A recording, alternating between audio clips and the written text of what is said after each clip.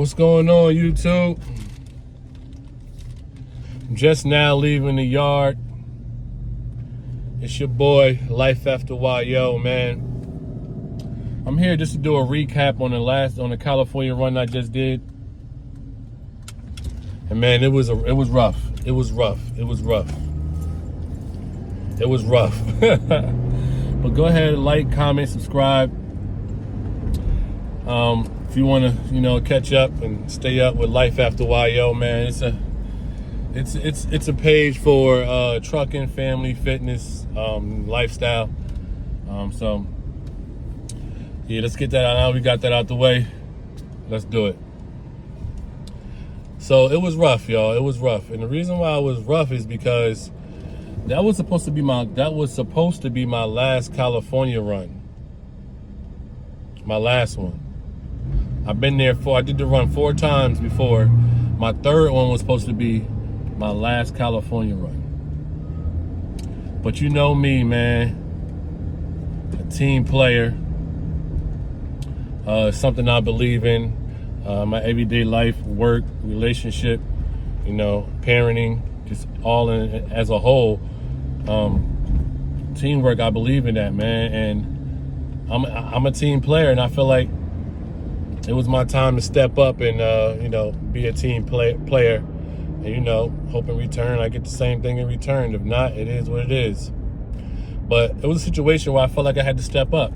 You know what I mean? I didn't have to go, but I felt like it was that time for me to step up and be a team player. So I committed to the load. It was rough, man. It kind of started rough because I had to break my weekend and leave Sunday. And my third California run and my fourth California run was so close together. It was like a week and a half in between, and it just wasn't enough time. And then I had to break my weekend with the family to execute, you know what I'm saying? So it was already starting off just like, I had to leave Sunday because I need to pick up in California to bring Nat back to North Carolina. That's what the run is. So in order for me to do that, I have to get a load going in California. I can't deadhead to California now. Come on now. So I wound up picking up in North Carolina. It was a crematory. Picked up a crematory. I had a little bit of room on the trailer. I had about 12 feet. So I wound up picking up a partial in Raleigh Monday morning of a slab of like countertop. So, but in order for me to do that, I had to leave Sunday night in order to be there, park up, and pick up Monday, man. And like I said, it was rough. I really did not want to break my weekend, but I had to in order to do it right. You know what I'm saying? You know how it is, truckers, when you out there, man, sometimes you gotta leave a day early just so you can park up and be there, that you can start with a fresh clock and you can get going. So it was a situation like that. So it was rough.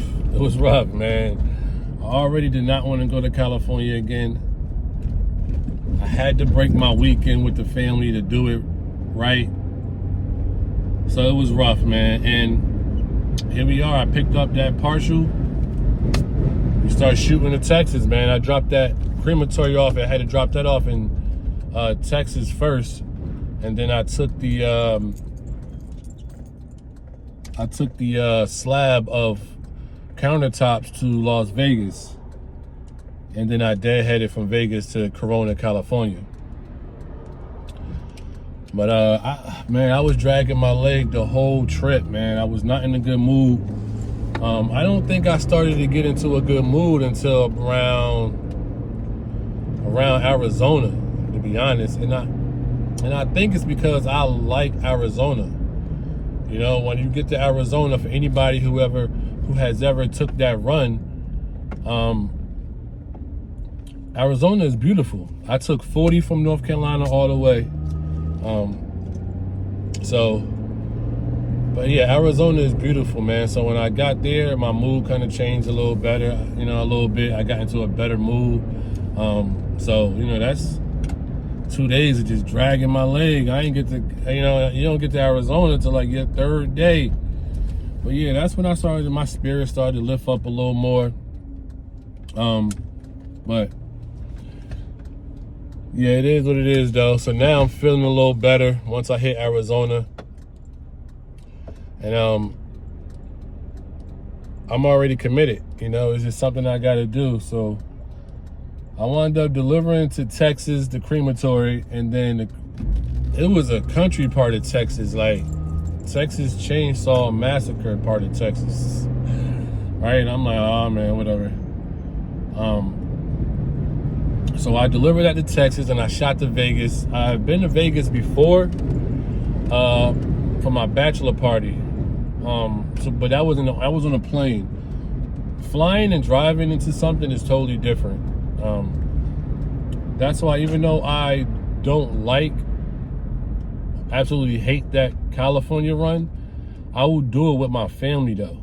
You know, I'm going to do it with my family, but I suggest anybody, if you have the time and the money to take a cross country trip, please do that, because it changes you, you know what I'm saying? It changes you.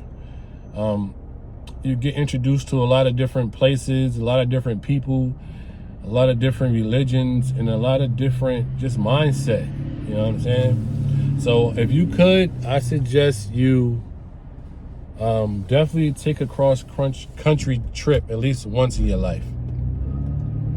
Got the police behind me. You know, I got my phone up though, so I ain't tripping. So yeah, if you could do that.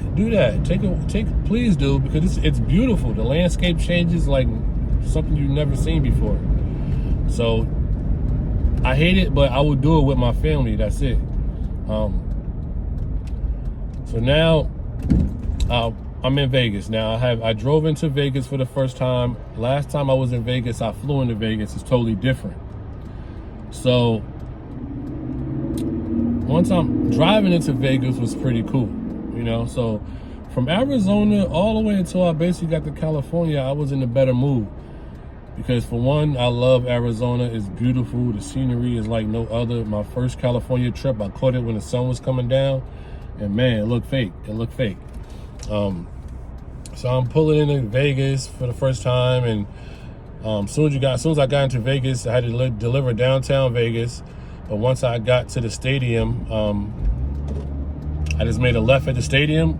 I even had to go all the way downtown. I got off the highway, got to the exit where the stadium is, made a left at the stadium, 2 lights, make a left, and I delivered right there. It was perfect.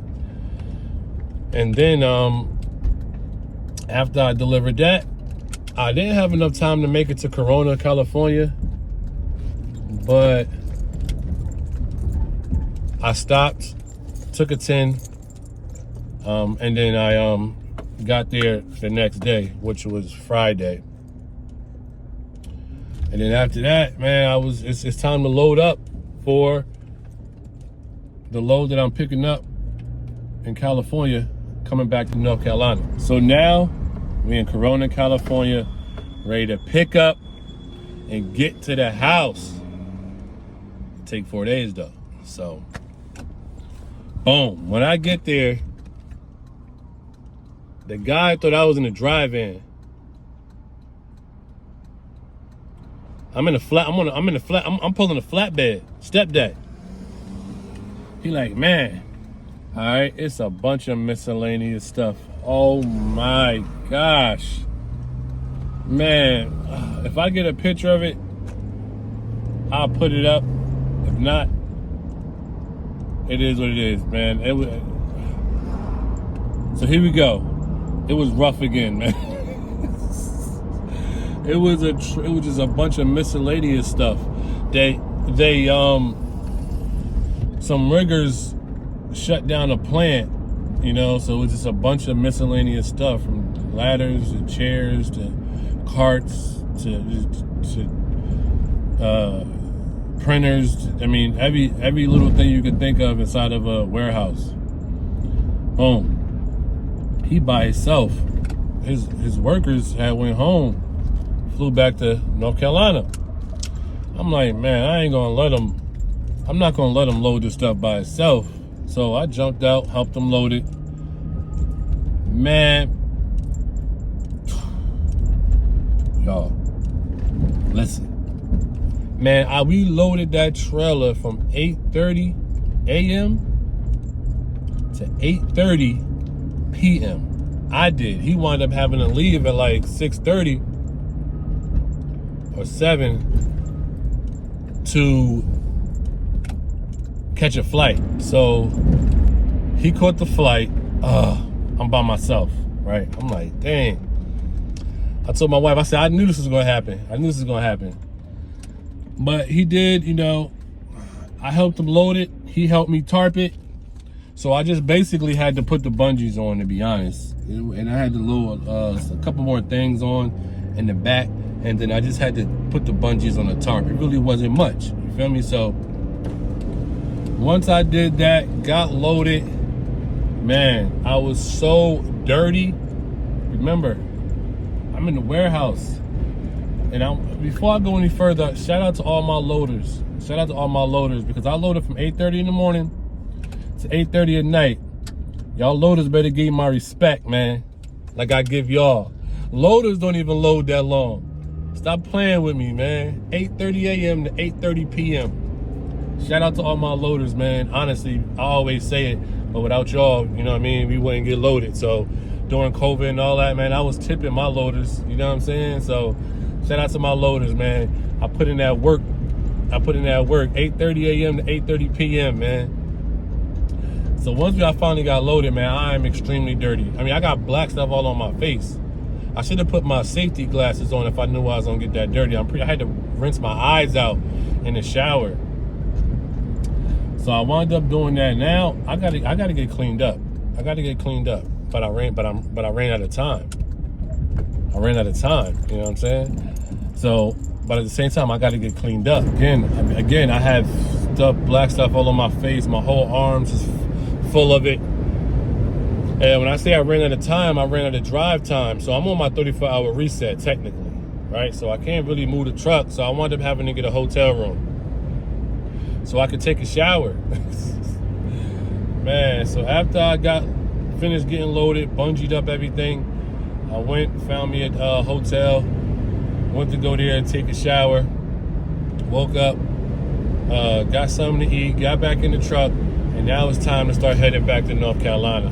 So, and really, on the way back, it really wasn't that bad. It was the first day I left. I was like, I gotta take this ride back, because once you drive there, you have to drive back. So the first day I was like, all right, let's go ahead and get this, man. But it was rough the first day. But after that, like once I got to Arizona again, things got a lot better, man. And a couple times I stopped, did my pre-trip or my post-trip.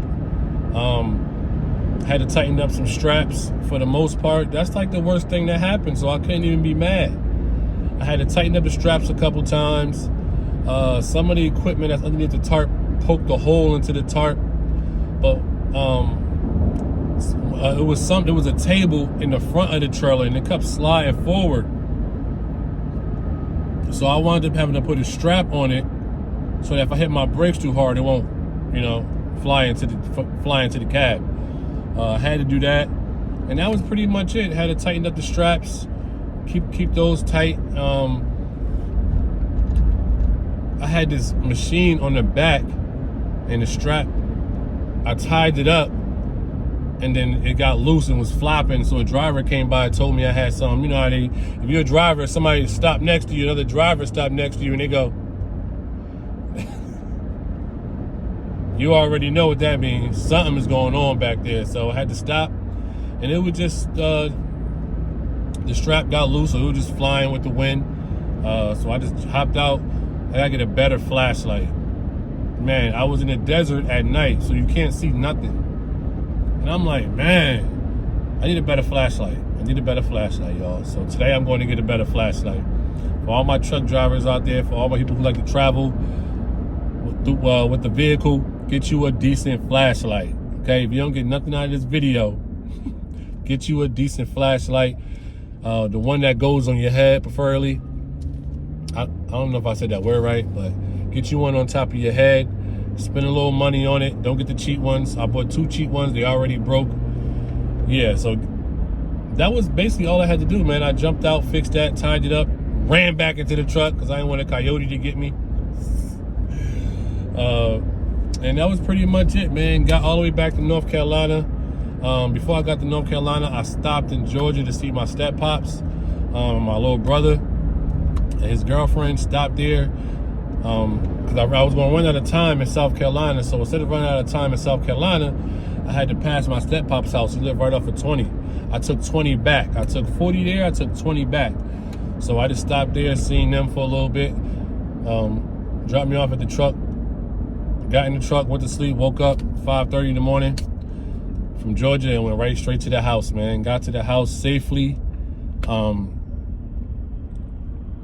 Not just me, but the load got there safe. I got there safe.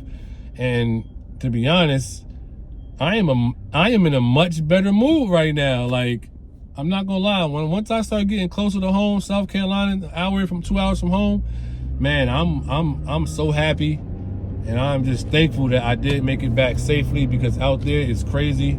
All the videos and pictures you see about truck drivers getting into accidents, that is a real thing. I went past 2 truck drivers tipped over on this trip.